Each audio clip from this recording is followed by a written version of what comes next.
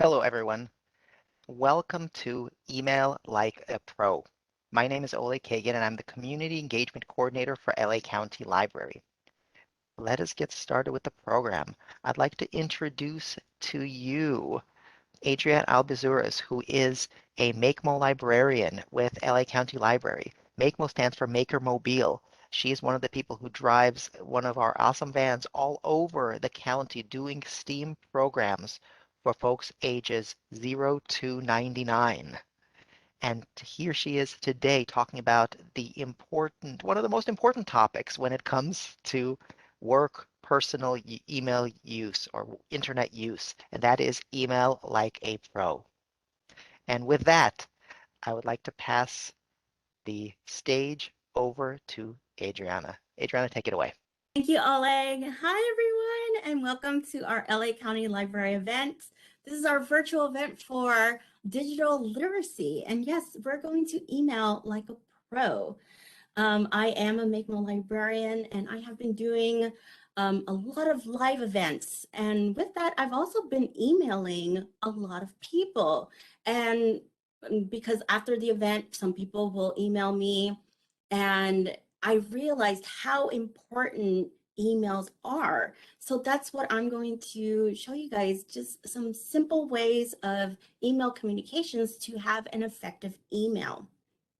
But I also encourage everyone to visit our website at lacountylibrary.org for all future events. I also encourage you to watch our YouTube channel. We have amazing videos from all ages, arts and craft, guest speakers. So please check our YouTube channel. But let's go ahead and get started with Email Like a Pro.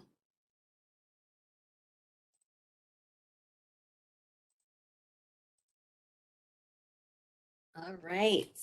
So again, if you need to call in, you can go ahead and do so. Email like a pro.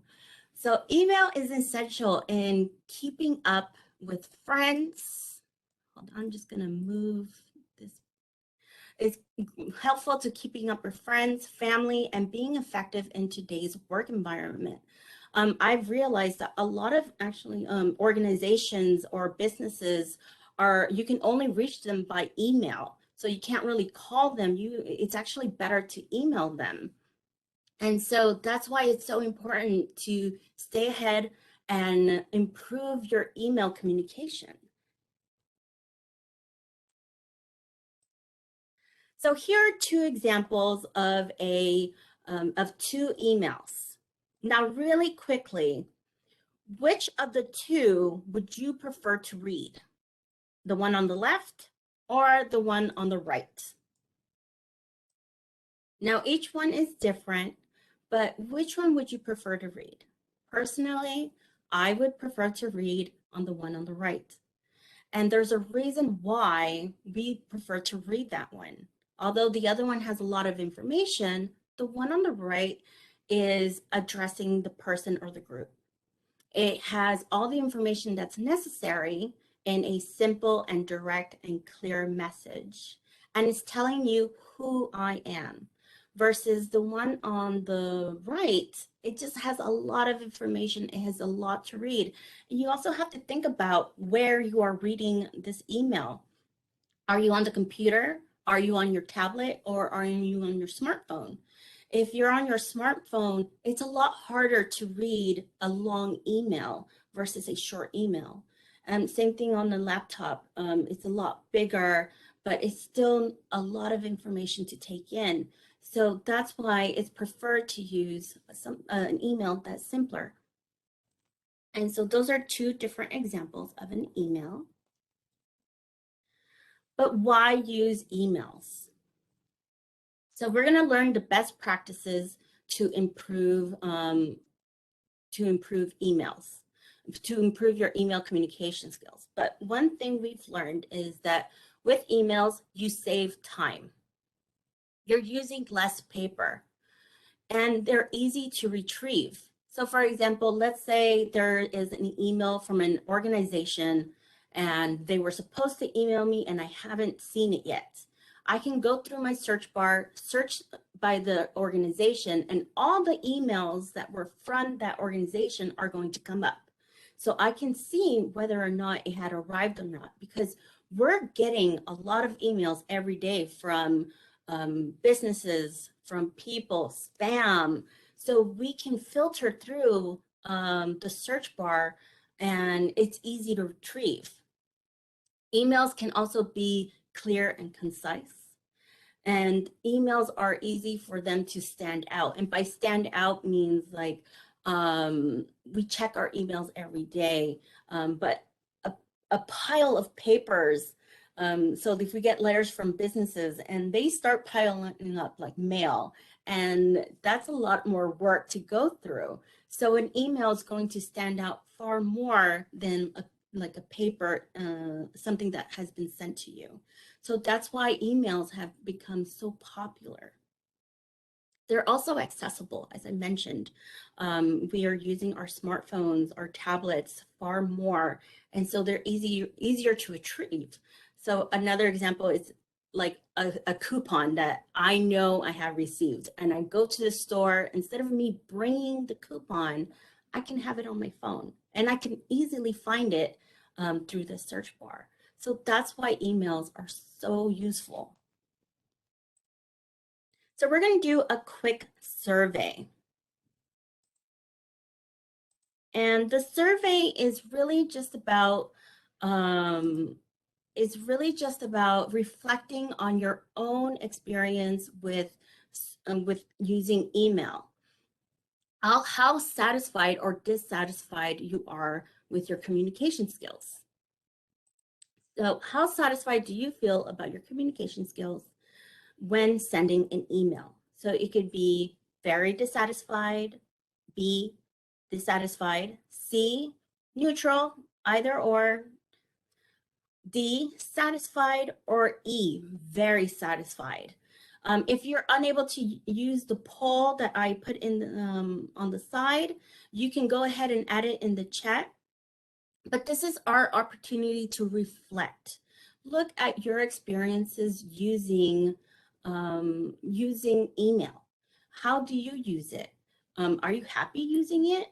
If you're not happy, why is it that you're not using it? What I'm hoping for is that you'll find something useful during this presentation. Now, I'm not going to be able to cover all aspects of the email. However, if there is something that you do have in mind that you're thinking about, that you're reflecting on, we are going to have an opportunity at the end for a Q&A, and you guys can ask us, and we'll be happy to help. So thank you everyone for participating today. I'm going to go ahead and close the poll, but again, you can add it in the chat throughout the program. All right. Why would you close? Okay, there we go. So our email like a pro objective, it will be to learn to write an effective subject line. Subject lines are very important. They are the title of the book. This is going to tell the reader what they're going to read. You're also going to learn to write short and long emails and write effective emails to promote a quick response. Throughout in today's program, we're going to talk about a subject line, creating short and long emails. Also, I'm going to show you how to provide options in an email for questions that need to be answered. And then I provided some library resources in order for you to continue your learning experiences. And again, at the end, we're going to have a Q&A. Throughout the program, if there are any questions that arise or any comments, go ahead and add it in the chat, and we're going to circle back to it. We're going to circle back to it during our Q&A. So thank you, everyone. So a good subject line will do the following. It's going to keep emails brief. It's also going to attract interest. You're going to see the difference between a long subject line versus a short one. And everything is about how you see things. If it's appealing to the eye, you're more likely to read it. But it's also going to express urgency and they're going to be scannable. So tips on how to achieve a good subject line is making it short, use keywords. For example, here in my work environment, there are certain keywords that will catch my attention. For example, deadline. So if I see the word deadline, that is going to get my attention. If I see meeting updates or meeting time change, those keywords are going to get my attention. But if you're talking to a friend, and let's say it's a birthday party that's coming up, your subject line is going to have certain keywords like happy birthday surprise for Janet. So those keywords are essential when you're creating a useful subject line. And we're further going to talk about prefix modifiers like EOM, urgent, and FYI. And I'll talk further about those. So here's an example of an ineffective email subject line. If you can see here with the purple arrow, it's that time of year, exclamation mark, exclamation mark, exclamation mark. Fall harvest festivities, need volunteers for school bake sale. Now, I also could have made this worse and put everything in capital letters. As much as capital letters are they attract attention, they're not pleasing to the eye. So you want to be careful with exclamation marks and capital letters, and you want to keep things simple. So let's go ahead and check our next slide for something more effective.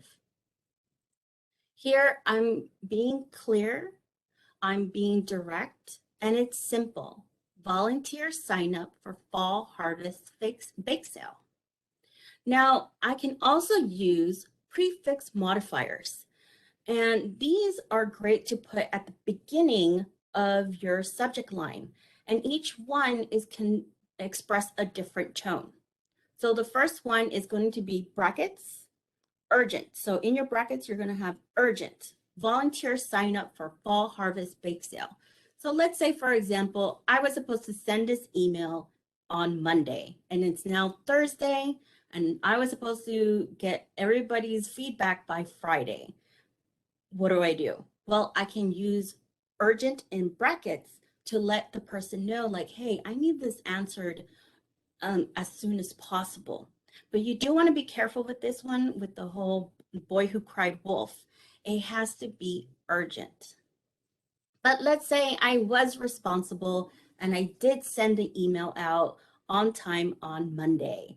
I can use my prefix modifier FYI in brackets. Volunteers sign up for fall harvest bake sale. So I'm just letting them know, and it's getting their attention because it's something different than other emails that I'm receiving. So I'm just letting them know, FYI, volunteers sign up for fall harvest. So you'll notice that there's different tones for each subject line. You can also use EOM. EOM stands for end of message. So let's say, for example, it's actually the week prior. I don't have any details yet about the bake sale, but I want to let the parents and guardians know about it. So let's say I send this one the week before and end of message, volunteers sign up for fall harvest bake sale coming soon. What that means, all the information needed is going to be in the subject line and nothing is in the message, because all the information that the reader needs is going to be in the subject line. So that's how you can use prefix modifiers to enhance your subject line.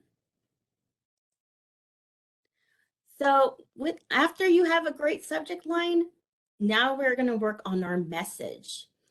So a short email is about keeping the email message direct, but also keeping the message simple. They are easy to read. You have a better chance of a quick response rate. They are usually 200 words or less. You're going to identify the audience. You're going to have an email goal. Now, creating email goal is important because it's going to keep your email focused. So before you even send the email, under, you have to understand what it is that you want to, what information you want to share. So for example, I'm going to use the example of a bake sale. I'm only going to talk about the bake sale and nothing else.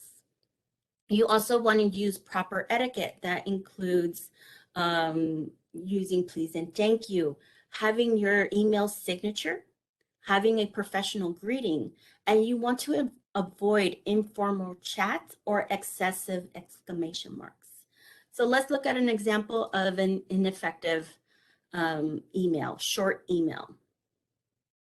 So again, I have a very long subject line. I am saying hello, but I'm not saying hello to who. So let's go ahead and read this email. Hello, I hope you're doing well. How was your summer vacation? I heard recently that the school is getting all the supplies for fall harvest. Exciting news! By the way, we are opening the volunteer signups for this year's bake sale.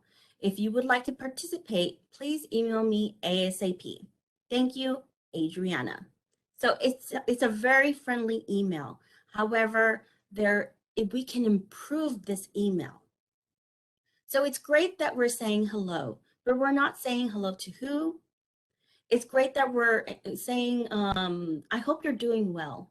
However, we don't need to talk about how was your vacation because we want to focus on the school bake sale and not go on a tangent on a different conversation.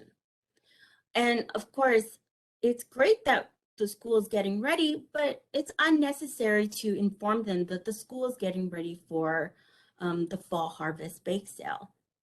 But there's other information that is not in this email that will be in the next email. So what's important here is reread your emails. It's okay to write your email and email it later so you can read it later. You can also have, for example, in this case, I'm pretending that I'm the president of the PTA group. I can have my vice president or the secretary read the email before I send it. So you want to check for grammar, you want to check for spelling, and you want to make sure that you have all the information that you need in order to send to your group. So let's go ahead and check out the next email for our improved short email. So I fixed my subject line. I am now saying, hello, parents and guardians. Los Angeles Elementary is getting ready for the fall harvest festivities, and that includes the annual bake sale. We are looking for volunteers to help during the bake sale as well as donations of baked goods. The bake sale will be held on October 29th during the fall harvest festivities. We will send a follow-up email for more details about the event. Please let me know if you are interested by the end of the week, Friday, October 1st. Thank you, Adriana Albazuris. And I also included down here my signature. So again, I am addressing the audience. I'm addressing who is receiving this email. I'm giving information about what school. I have dates and the deadline. I don't have any unnecessary information or any informal chat like the how was your vacation. Now, what's important here is the signature. This is a great way to brand yourself. I'm saying who I am, what my position is. I'm the PTA president for this school. I'm also including phone numbers. Without even telling them that they can reach me, I already have a phone number available. So if there's any questions in the email and it like an email wouldn't suffice, my phone number is already there. So this is a great way to open the opportunity for someone to reach out and contact me if they need to. So having a signature is a great way to brand yourself, but also to let them know how they can reach you. So this is one way to create a short email.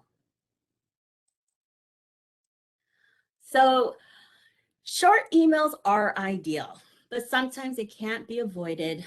And here are some ways to write a long email that recipients will read and understand. So if we remember the first email that I showed you guys where we were comparing the two emails, it was very blocky. It was hard to scan. So what you can do is you can break apart the email into paragraphs. If there's a list in the email, you can use bullet points.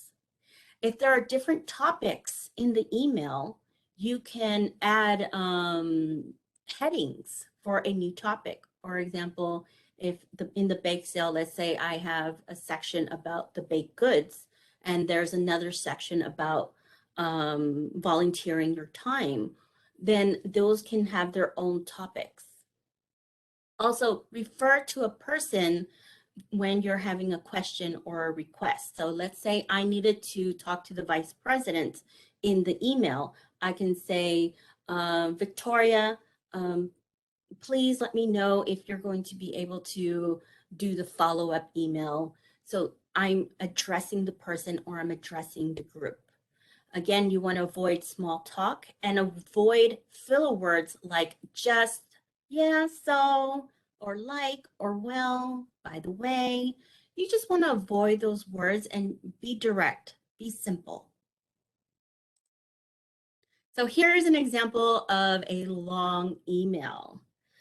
So it's very blocky. There's just a lot of information that's not necessary. And I'm not going to read the whole email, but just by looking at it, I can already see all the exclamation marks, and I can't find anything that's listed. There are no dates. And again, all it says is thank you, Adriana. It doesn't say who I am. So let's look at the improved long email. So it looks longer, but because all the information that was in the first email is in here, and I added more information like dates, because the other one did not have dates, but this one does. But I wanted to show you how to make a long email, but that's scannable. So again, I am addressing the person who's going to read it or the group. Hello, parents and or guardians. I am adding information about the bake sale. But here, where I'm using bullet points, I'm adding all the necessary items that need to be donated. So let's say, for example, I had already decided that I'm going to volunteer, but I forgot what it is that they need for the bake sale. I can go back, search for the email, and I don't have to read the whole email. I just need to look at the bullet points. That's what it means to be scannable, things that will pop out.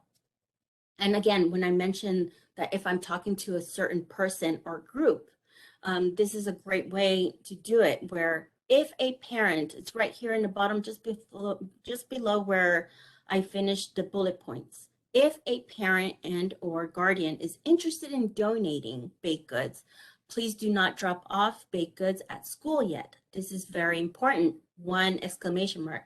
We will send a follow-up email when and where baked goods will be dropped off. So that's where I'm not talking to the people who are not interested. I'm only talking to the people who are already said they're volunteering. So I'm asking them a question or a request. You want to identify the person. It can still be part of the email. It's just you want to make it clear and not make it questionable. Like, are they talking to me? Like, do I have to do this?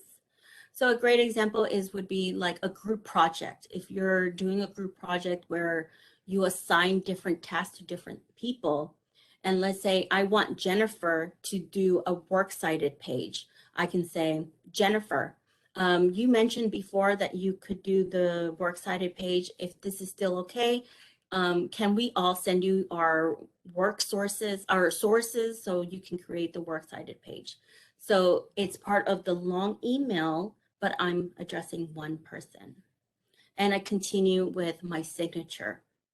That way they can always refer back to me if there are any questions. So this is how you could improve a long email. So Quick response with options. So sometimes um, emails are not useful for having long discussions. When a response is needed, providing options for a question is useful. Open-ended questions can lead to vague responses and multiple answers. So a great example would be if you're in a group of friends and you're trying to decide where to eat.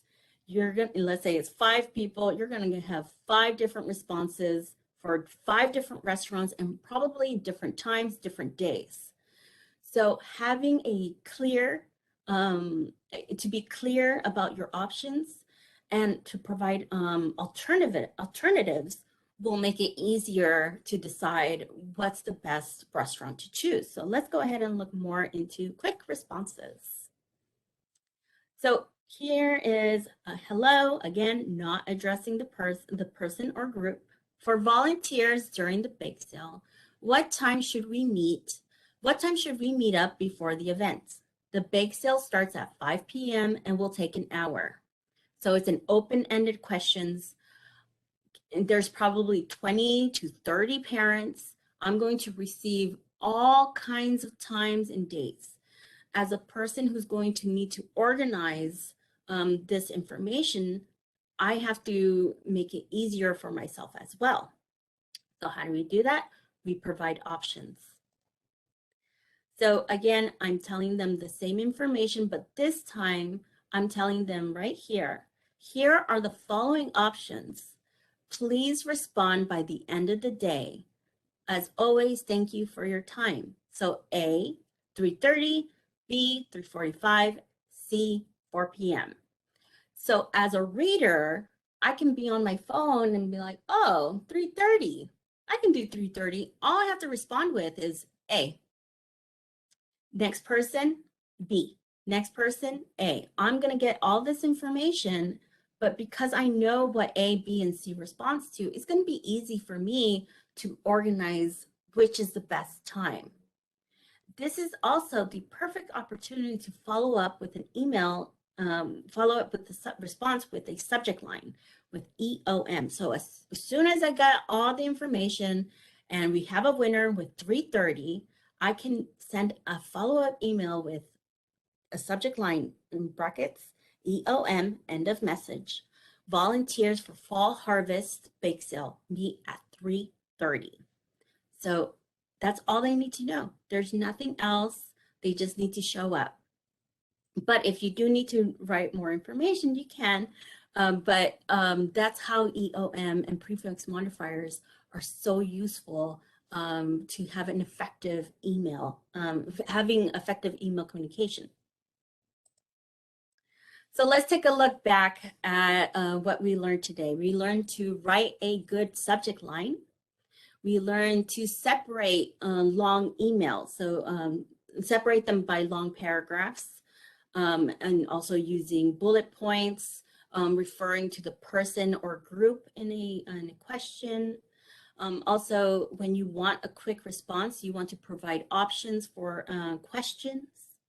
Other useful tips that we learned is go through previous emails. So look back at emails that you have sent and see how you can improve them. Practice makes perfect. I'm continuously learning new things about how to improve my email communication.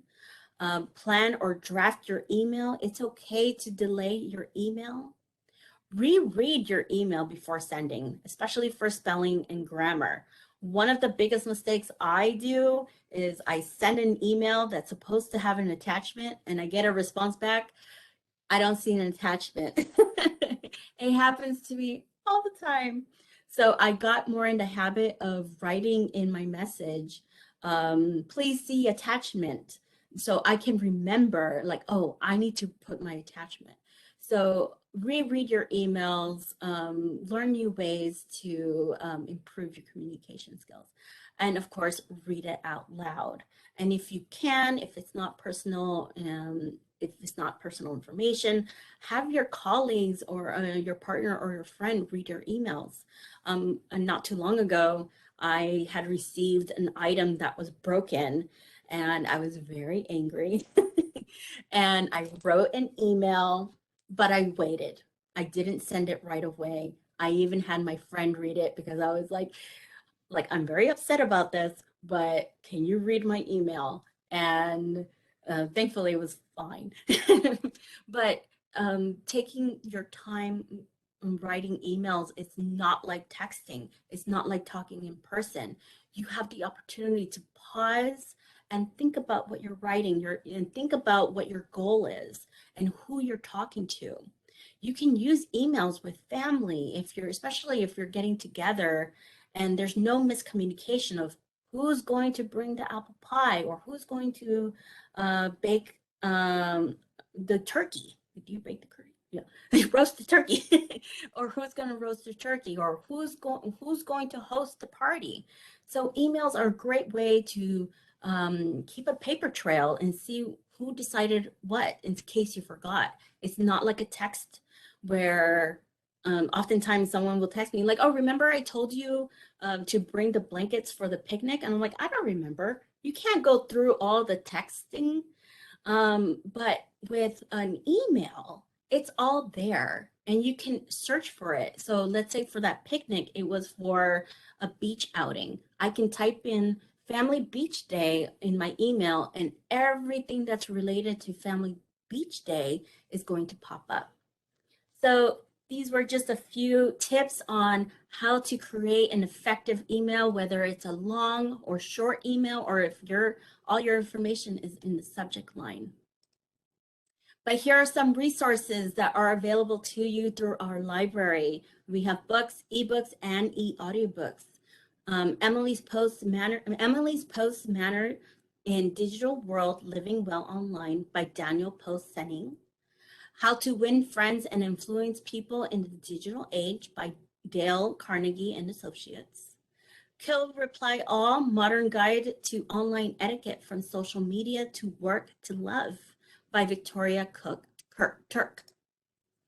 And if you want to continue your online learning, we of course have online courses, and this is all free with your library card. So I encourage you to visit our website again at lacountylibrary.org. Go to online learning. You'll see LinkedIn Learning with all of these available courses and Universal Class.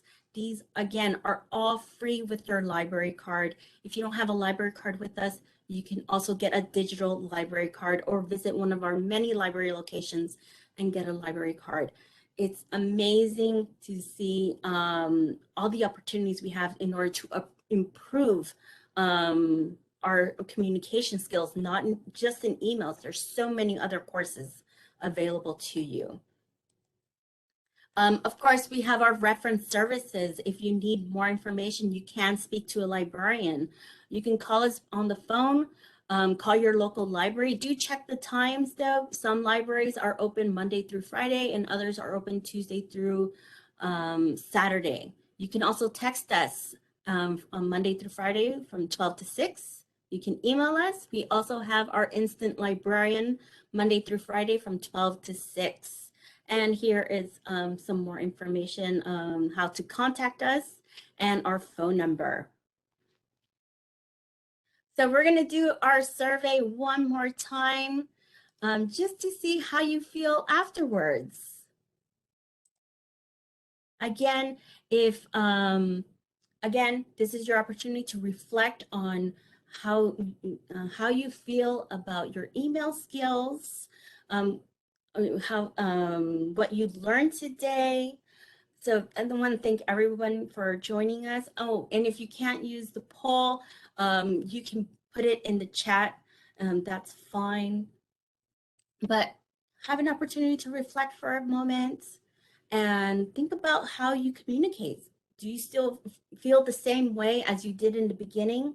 If not, you can also share that in the chat. Like, what is it that you feel like you learned in this program? But again, thank you everyone for joining us. I'll keep the poll up a little bit longer, but I am opening up for our Q&A.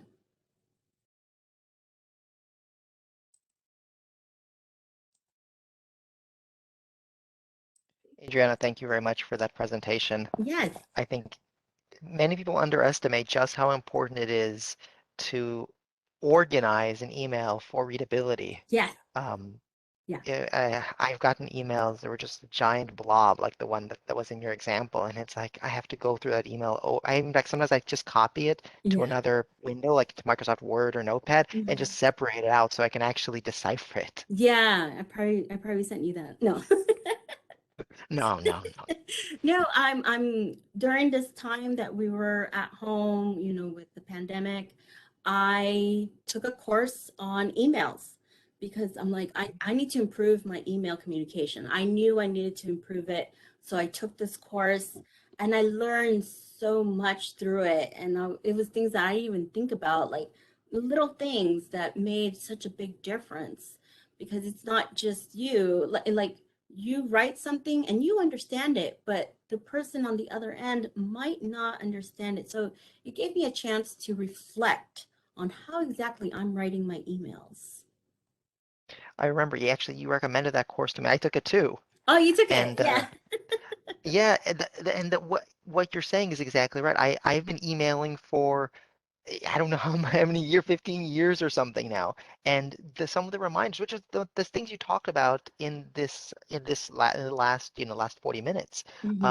are were it was like, oh yeah, these just sort of reminders. Yeah. Yeah. Actually, I had a question here from Jacqueline. She wanted to know more about searching for deleted emails. Um, So some emails, each email organization is going to be provider, yeah. different. So, for example, I have my work email, I have my personal email, and both of them have different ways of working. So, what works in one email may not work with others. So, for example, one deletes my emails automatically and they're gone. I can't find them anymore. And for some reason, on the other one, I'm even if I deleted it, it still shows up. So each one is going to be different. However, there is a deleted file, and that one sometimes stays on a little longer. Even if it's deleted, it goes to a different file. So you can search through and see if that email organization business has it. Now, not all emails are created equally.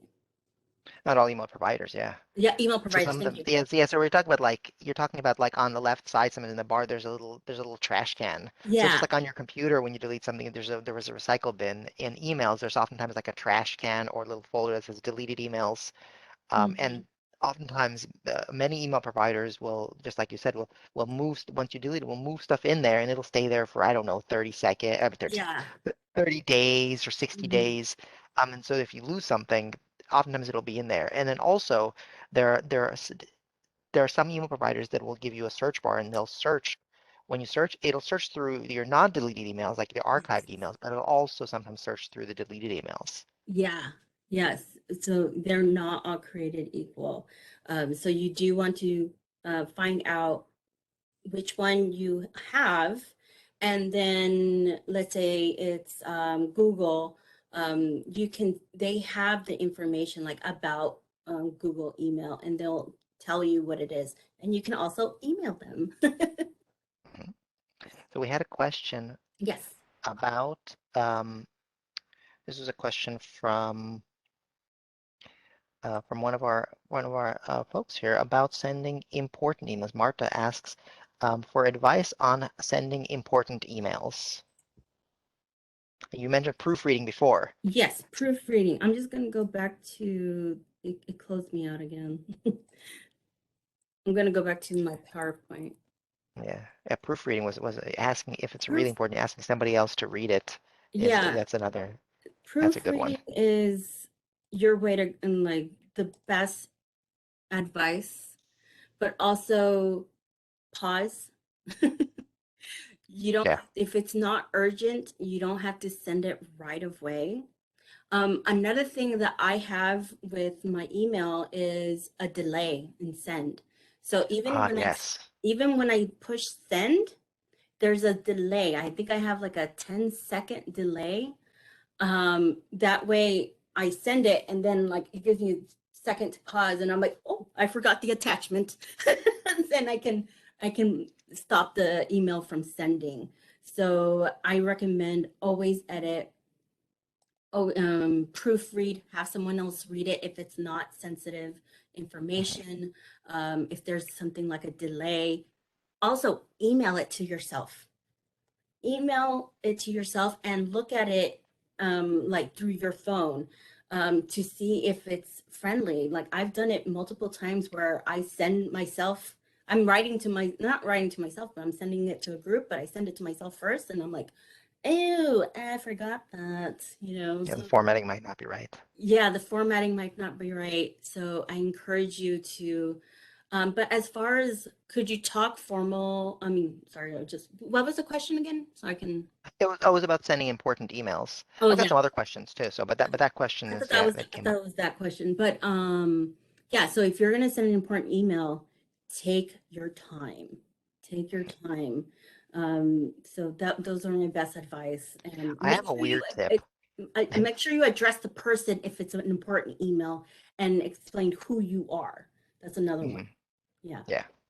I have a weird tip for sending for important emails. Or just emails sometimes. If you're sending some emails to somebody who you know is really busy, um, there's many email providers have a delayed send, like you mentioned, the delayed send feature, but you can actually schedule a scheduled send email. So you Mm, sometimes in the send button, there's a little caret, a little arrow, and you press mhm. it, and it lets you schedule an email to be sent at a certain time.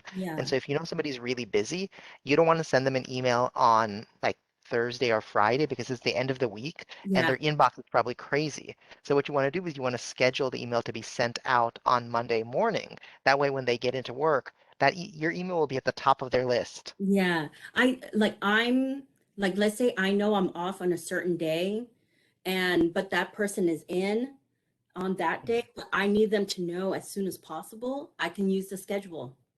mhm, Although I'm not in at work, my email is going to send the email even though I'm not in. And then once I am in, the response is there waiting for me. So yeah, mhm. scheduling emails, I've done that a few times. Yeah. So thanks for the So we had a question from Regina. Could you talk about formal or informal closures? So when you're closing your email Mhm. to different people, how is it different from corporations, businesses, acquaintances, friends? So, for example, even if you always want to use please and thank yous, whether it's a family member, a friend, or an organization.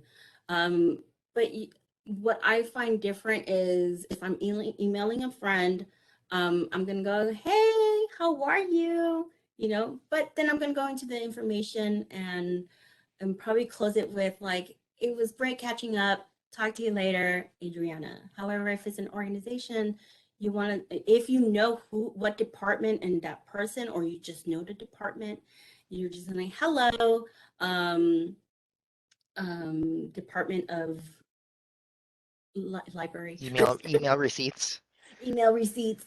Um, or if you know the person, you'll add the person's name and you finish it with, I always like this one, as always, thank you for your time, you know, Mhm. Yeah. or just simple, thank you for your time. You know, it takes time to read an email and just acknowledging like, hey, thanks.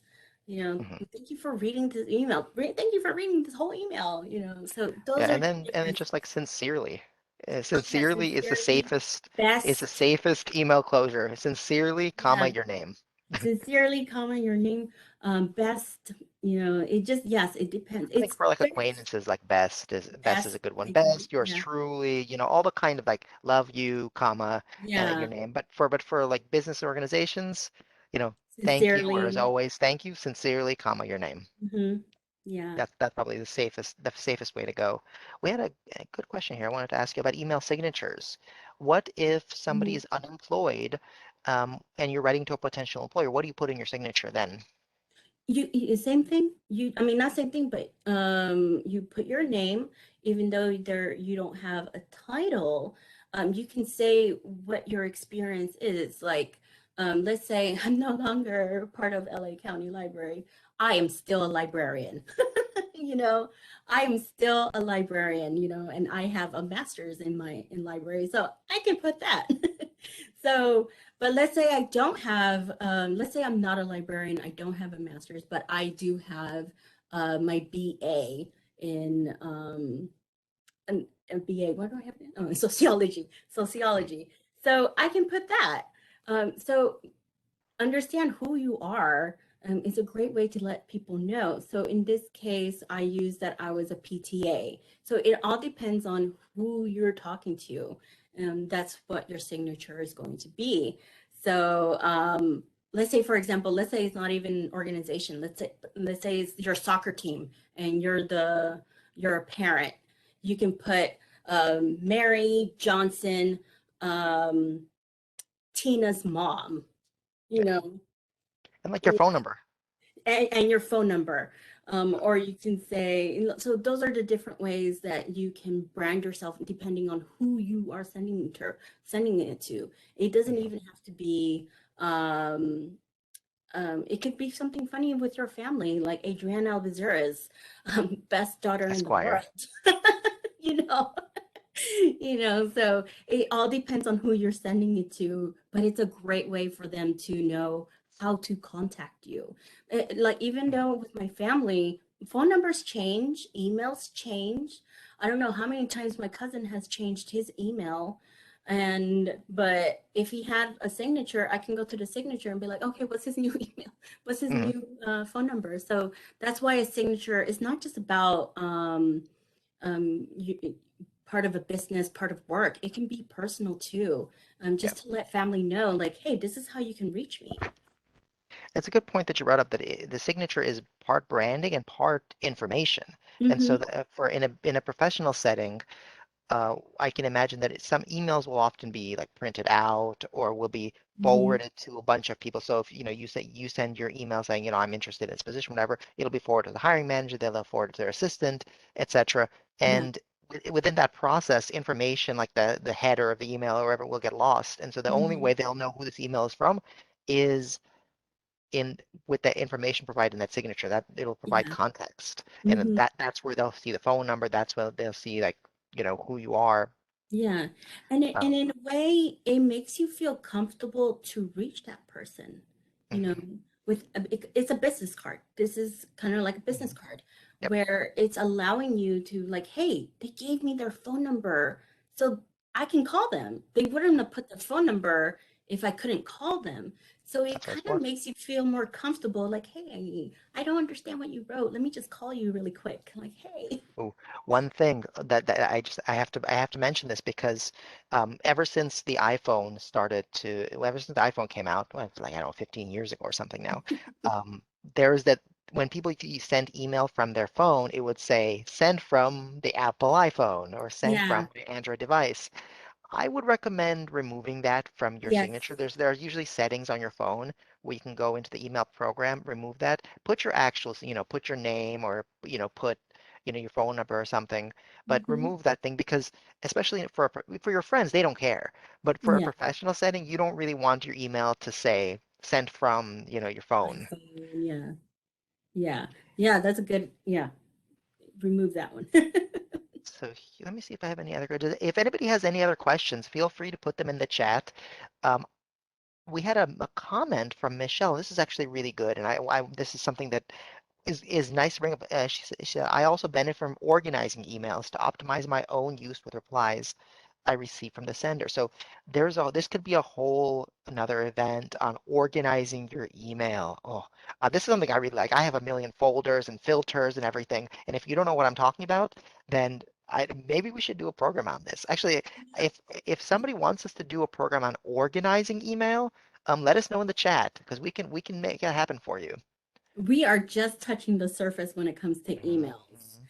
Yeah, there's so Really, much. there's so much more to emails than just writing one, organizing, but also archiving, Yes.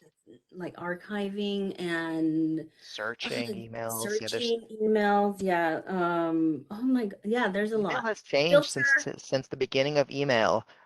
There has been a whole bunch of new features added, and oftentimes Mhm. companies like Google and other major providers will create new crazy new features, like features that change the way email is looked at, Yeah. like email threading. I remember when threading came out in emails, which is all emails that are go from reply, send reply, all Mhm. go into the same little bubble. Before it used to just be all a bunch of separate emails.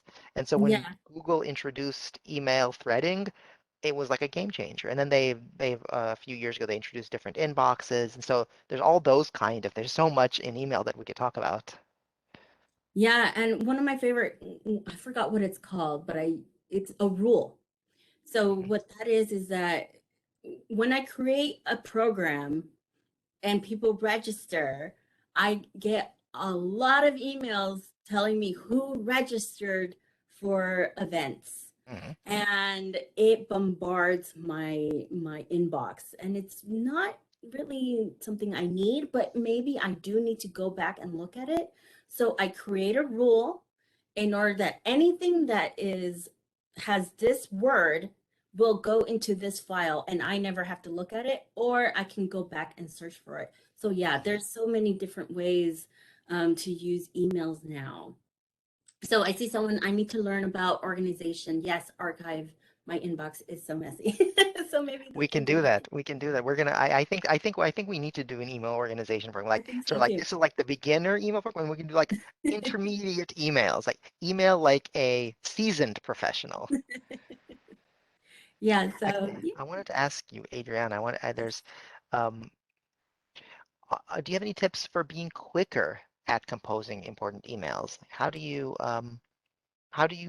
write them Mhm. quicker? How do you think about them quicker? So that is a great question. I don't recommend writing a quick email. It's kind of don't write a quick email because you are more likely to create errors if you make a quick email. However, there are ways to organize yourself in order to create an email.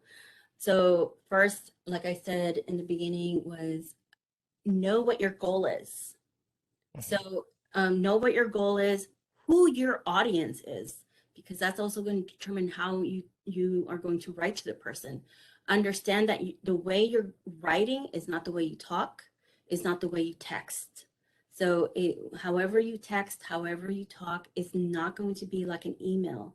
So once Mhm. you understand your goal, it'll be easier to write an email, but I don't recommend writing it quicker because just because you write it fast doesn't mean it's going to be good. So understand your goal and then reread your email and make sure it has all the information that you need. It's happened to me so many times that I send an email and I didn't read the email correctly, and I Yep. send my email and it's like, that's not what I wanted. And I'm like, I think it's happened to everybody, and also like this the where you put the wrong person's name in the CC or the yeah. BCC, or Hmm. you make a slight misspelling on the person's name if the if their name is like Catherine or something and it's spelled with an E or an A, Yeah. and and if it's somebody you really want to impress or somebody who's important, you want to spell their name right. Hmm. So yeah, you're Exactly. absolutely right. Taking the time is vital. I have one more question for you Yes. before we wind down. And also about you brought up time, take your time. And I Hmm. wanted to know what your opinion was on the expectation of time for an email response. So, Hmm. if you send an email to a friend or you send an email to a business, when should you expect a response? And also, um, when somebody sends you an email, how long is it reasonable to take to respond? Okay, so there are different ways to respond to an email, but first is read the email. Always read the email and see if there's a deadline.